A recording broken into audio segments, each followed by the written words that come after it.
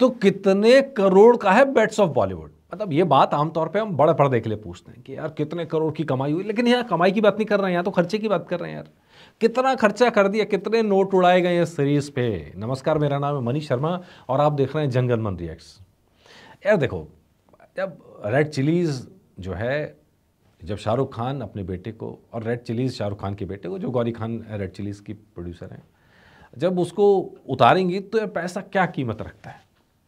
लेकिन फिर भी चलिए, नेटफ्लिक्स ने कुछ पैसा दिया होगा सीरीज़ बनाने के लिए, लेकिन बाकी पैसा तो अपनी जेब से लगाया गया होगा।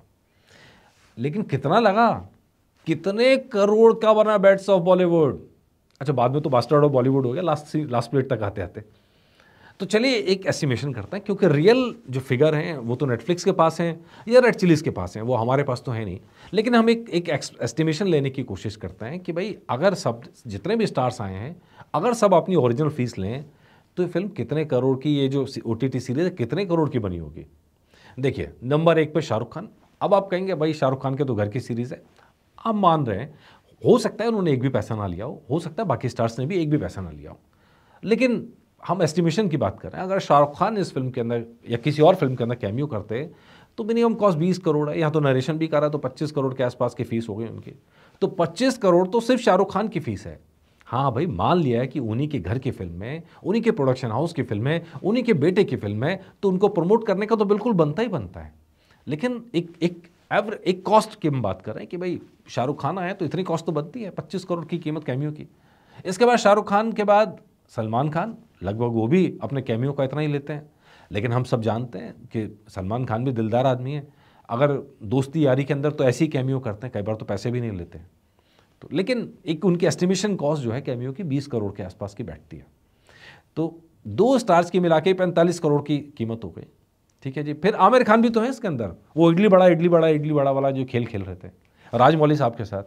तो राजमौली साहब तो डायरेक्टर हैं, उनको तो मतलब कैमियो का उस तरह का रेट नहीं है, लेकिन स्टिल उनको प्यार मोहब्बत के सहारे बुलाया गया होगा, उनके ऊपर कुछ खर्च भी किया गया होगा, वो अपनी जगह है। लेकिन आमिर खान तो कैमियो का 20 करोड़ के आसपास उठा लेते हैं यार। तो मतलब 3 स्टार मिला के हो गए 65 करोड़ रुपए।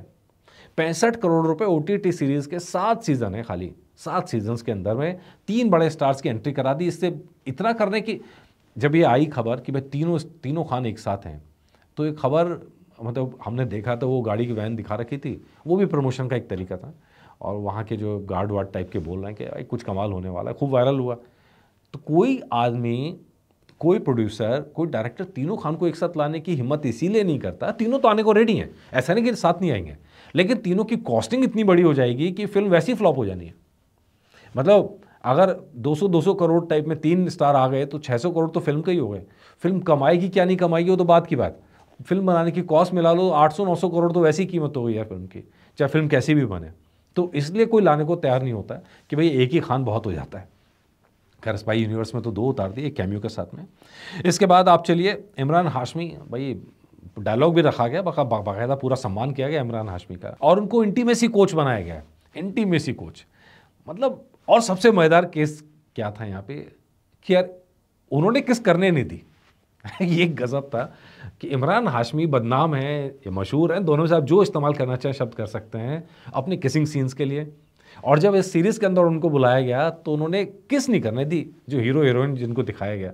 हालांकि 7वें एपिसोड में आके ऐसा पेच है कि लगेगा कि यह सही करा है इमरान हाशमी ने रोक के, उनको पहले इंटीमेशन हो गया होगा कि ऐसा होने वाला है। आखिर इंटीमेसी कोच जो थे, ठीक है, तो नॉर्मली उनकी कैमियो की फ़ीस 2 करोड़ रुपए के आसपास, तो इमरान हाशमी को 2 करोड़।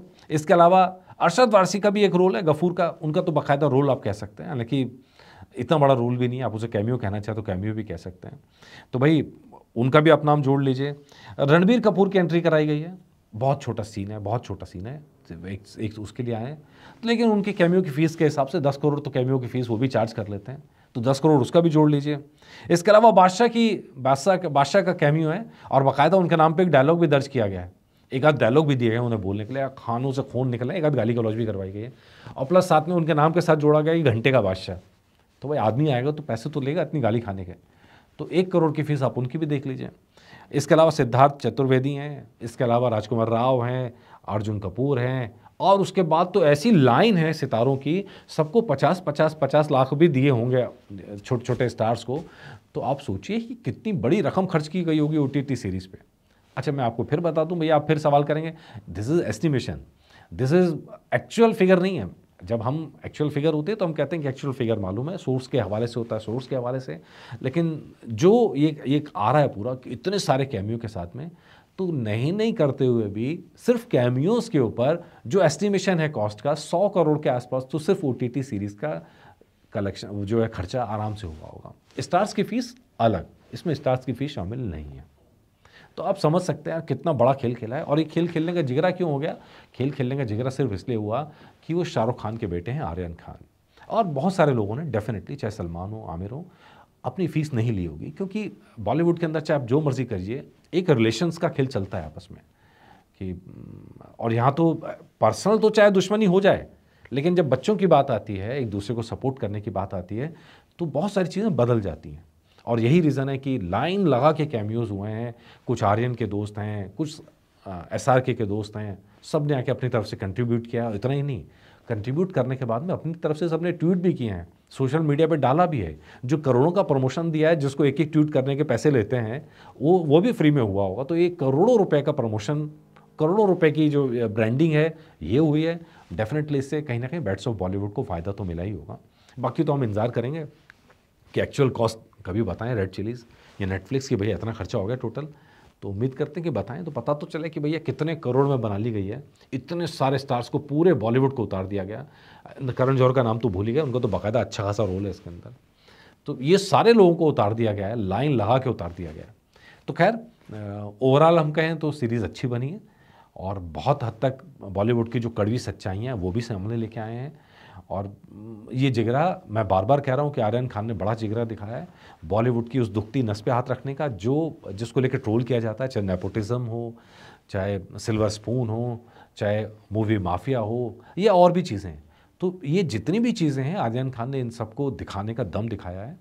और सबसे बड़ी बात कि एक नया तरह, अब लैंग्वेज की जब आप बात करेंगे पूरी सीरीज़ की, तो एक जेंजी टाइप की लैंग्वेज है, हिंदी इंग्लिश मिक्स है। बहुत हिंदी के चक्कर में भी नहीं पड़े, बहुत अंग्रेज़ी के चक्कर में भी नहीं पड़े, ठीक है, मिक्स लैंग्वेज है। और जो जिस तरह जेंजी के वर्ड्स चलते हैं, उनको भी इस्तेमाल करने के चक्कर में बहुत नहीं पड़े। एक टीवी के हिसाब से, जनरेशन के हिसाब से एक कम्युनिकेटिव लैंग्वेज उन्होंने रखी है, जो बॉलीवुड की टिपिकल लैंग्वेज है उससे बहुत अलग लैंग्वेज। अगर आप देखेंगे तो आप कहेंगे। प्रेजेंटेशन की बात करेंगे तो डेफिनेटली प्रेजेंटेशन में भी फ़र्क है। बहुत सारी ऐसी चीज़ें जिसको करने की हिम्मत बॉलीवुड नहीं करता है, एक नई सोच के साथ में। और नई, एक्चुअली में बहुत सारी चीज़ें हो गई हैं। अब जैसे अर्जुन तलवार का जो कैरेक्टर है, उसके घर की जो हालत है, उसका बेटा जो कर रहा है, उसको देख के आप हंस ही सकते हैं। मतलब एक के बाद एक। अब दिक्कत है कि अजय तलवार का जो कैरेक्टर दिखाया है, वो सुपरस्टार का कैरेक्टर दिखाया है। अब इसके सारे किसका बैंड बजाया गया है, ये समझना मेरे लिए तो पॉसिबल नहीं है। बॉलीवुड में क्या आर्यन खान ने अपना रिप्रेजेंट किया है अपने आप को उस तरह से, या किसी और को रिप्रेजेंट किया, ये बात समझनी हमारे लिए तो पॉसिबल है नहीं। खैर, कड़वी सच्चाइयाँ दिखाई हैं। और जिस करोड़ों की कीमत का प्रोजेक्ट बना दिया है ना, ये याद रखा जाएगा बहुत लंबे समय तक, ना सिर्फ नेटफ्लिक्स पे बल्कि बॉलीवुड में भी। पीछे पीछे चर्चाएं हो रही होंगी, पीछे पीछे कमेंटबाजी भी हो रही होगी। खैर, आर्यन खान कर गए जो उनको करके दिखाना था, और बहुत शानदार काम किया है, उसके लिए उनको बहुत बहुत बधाई। आप लोग इस बारे में क्या कहना चाहते हो, कमेंट करके बताइएगा। नमस्कार।